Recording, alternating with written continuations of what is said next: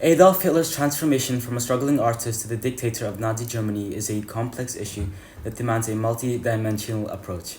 While many have looked at his political activism as the sole reason behind his rapid ascension, it's worth taking a closer look at his behavior and the environmental factors that influenced it. By delving into the behavioral approach and analyzing the observable aspects of Hitler's life, we can develop a more comprehensive understanding of his rise to power. The behavioral the behavioral approach is centered on the observable aspects of one's life, including habits, actions, and environmental factors that contribute to one's behavior. Applying this approach, it's clear that several environmental influencers contributed to Hitler's rise to power.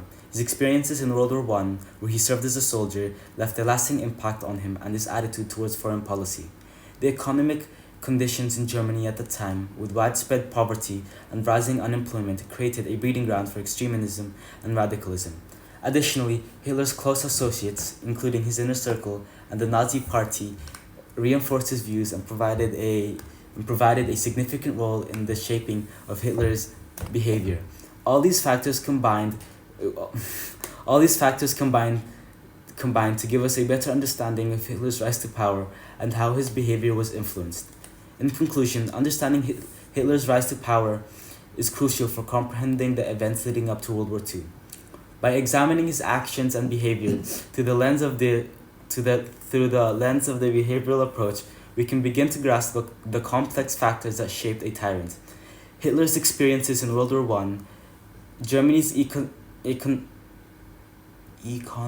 economic conditions, and his close associates all played a critical role in his rise to power. Furthermore, societal expectations about masculinity and power provided the backdrop against Hitler's political beliefs emerged. The behavioral approach gives us a valuable tool for examining these factors and sheds light on the complex interactions at playing in shaping a political figure and a tyrant. Hitler's behavior was also enabled by public support, driven by economic hardships, political instability, and the desire for change. Propaganda played a key role in shaping public opinion. While fear tactics by the Gestapo and SS stifled dissent, the public's compliance and the erosion of opposition contributed to the application of Hitler's actions.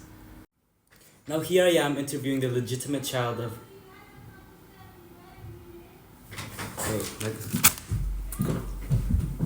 Yes, Grandma! Now, hello everybody. I am now interviewing the legitimate child of Eva Braun. Frederick Brown. Now, Mr. Frederick, how did it feel growing up in a household where Nazi beliefs were pushed down upon you? So when I was younger, I had so many Nazi beliefs pushed onto me. I started believing and acting out on these things that I was hearing because I had such an impressionable mindset. But now that I've learned from other people, I've learned that it was very wrong, and I wish I could go back and change what I did. Now, what was the first thing you did when you ever saw a Jewish person? So the first time I saw Jewish people, I would start looking at them weird. I would start saying discriminatory things.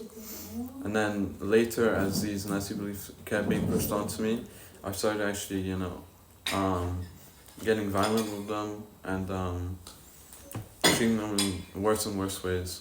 Now, this might have already answered your question before, but have you ever visited any concentration camps? Because as we know, your father hasn't really visited any of the concentration camps you knew.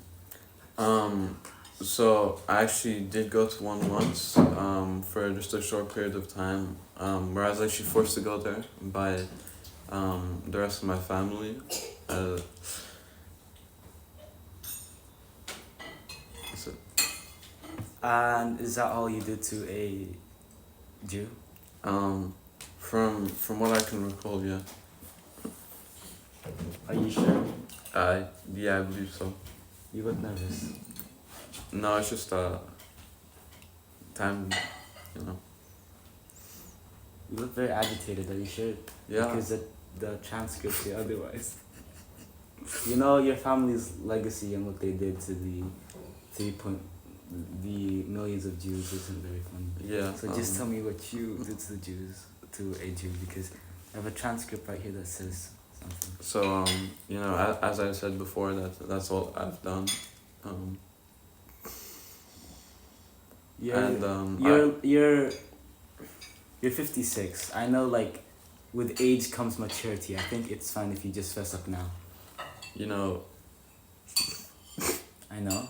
no, as I said before, that's all I've done. Are you sure? Yeah. You look very timid and... Okay, just let me read what this says.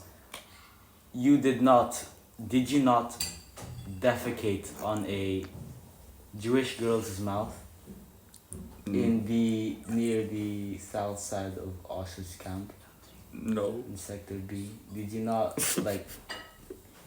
No, I did not. Are you sure? Yeah.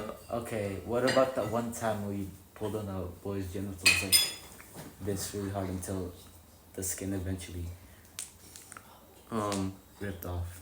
That story was exaggerated. How could one exaggerate pulling or pinching someone's genitals? So, all I did was pull on his groinal area.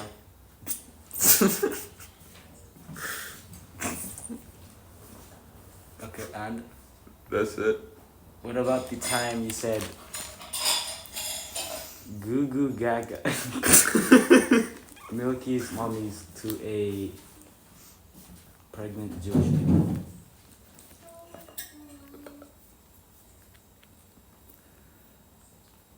You said goo goo gaga Milky's please to a pregnant Jewish lady. What Could you about please that? repeat that? You said Just the part I said. You said in quotes goo goo gaga Milky's please to a pregnant lady. I believe I it was asked in the, where I could find the milk in a grocery shop. I don't think there were any grocery shops in the concentration camps.